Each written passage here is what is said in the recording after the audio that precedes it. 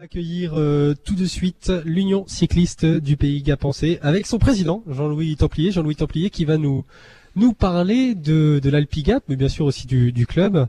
L'Alpigap qui va se dérouler, on le rappelle, dimanche 8 septembre. Donc ce dimanche, c'est la 17e édition. Alors Jean-Louis Templier, bonjour. Bonjour.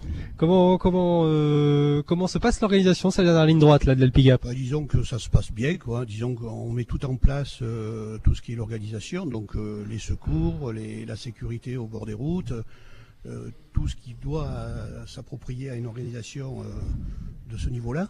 Alors voilà, l'Alpigap c'est quand même 3 parcours, hein, et puis c'est pas des petits parcours, c'est 75 km ou 115 ou 140, avec quand même entre 1300 et 2800 mètres de dénivelé. C'est pas une petite course. Cette épreuve, c'est pas une petite course comme vous dites, mais c'est une très belle épreuve de cyclo-sportive où quand même on prend le petit parcours, il fait 75 km, qui est, on peut dire, moyen. C'est une balade de santé pour vous?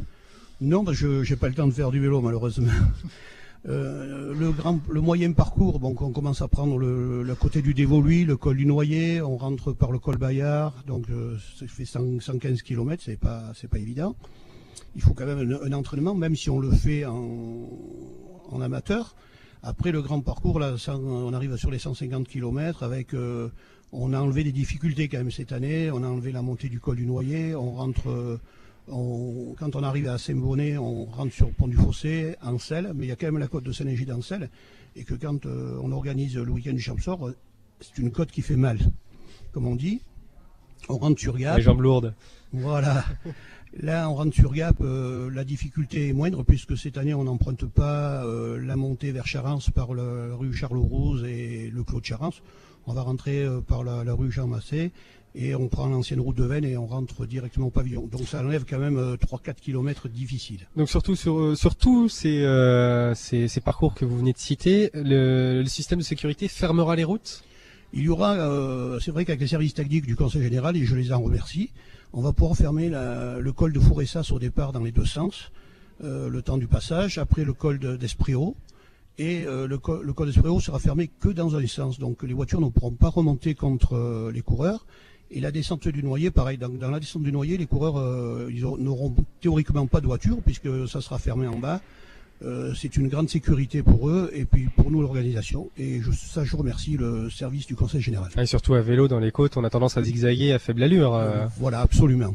Moi j'avais une autre question, donc c'est ouvert à tous, même aux amateurs, vous le disiez. Peut-on venir comme ça, ou alors il faut quand même déjà un avis médical et surtout un port du casque obligatoire, j'imagine? Ah oui, il faut quand même, bon, c'est ouvert à tout le monde, hein, même à des non licenciés, d'ailleurs il y a beaucoup de non licenciés. Mais impérativement, il faut un certificat médical parce que on fait quand même des efforts. Il faut, on passe d'école, il y a de la difficulté, c'est dur, quoi. Et le port du casque obligatoire, on ne le répétera jamais assez en cyclisme. Oui, il y a beaucoup de blessés graves, surtout dans les descentes d'école. Disons que le casque est obligatoire dans toutes nos compétitions FFC. Après, bon, il y a certaines organisations qui le tolèrent peut-être comme ça. Mais on sait que chez nous, on ne tolérera jamais quelqu'un qui parte sans casque. Bon alors sinon, parlons un peu du club de l'Union, l'Union cycliste du Pays Gapençais. Comment il se porte? Il se porte bien. On a eu une bonne saison. Bon, on dirait que nous avons une école de route et VTT qui fonctionne pas trop mal, même bien. Nos organisations, on a commencé une saison super bien avec Romet Chaillol, avec 90 participants. Sur ces 90 participants, il y avait pratiquement 45 ou 50 premières catégories, donc de la qualité. On a eu aussi en organisation avec la collaboration du Dévoluy du VTT, le rando en VTT. Et le grand morceau, ça a été quand même le week-end du Champsaur où en 3 jours, on organise 6 épreuves avec 6 départs différents, 6 arrivées différentes, c'est un gros morceau. Je reprends avec Pierre Chabas, qui est vice-président de l'Union cycliste du Pays Gapençais. Jean-Louis Templier est juste à côté, mais il a cédé la parole à son vice-président. Alors, monsieur le vice-président, on va continuer de parler du club. Oui. Le club se porte bien, on l'a dit. Ce week-end, il y a d'ailleurs une initiation, une porte ouverte samedi pour les jeunes.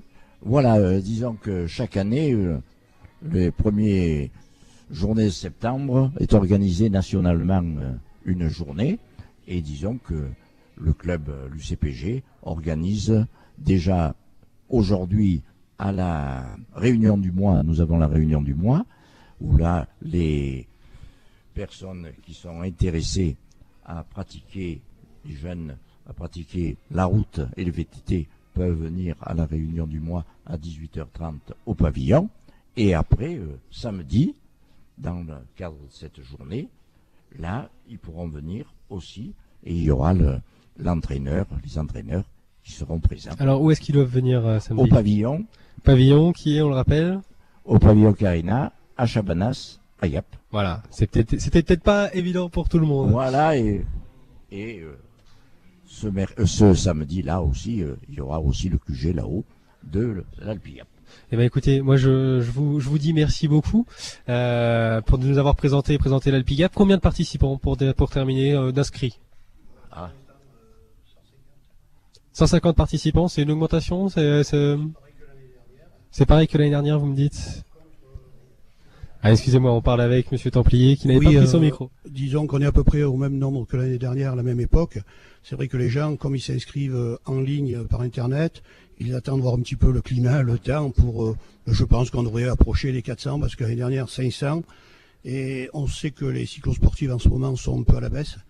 Donc on prétend avoir 400 participants. Et en plus, il y a beaucoup d'activités, beaucoup de concurrence. Voilà. Écoutez, merci beaucoup d'avoir été avec nous.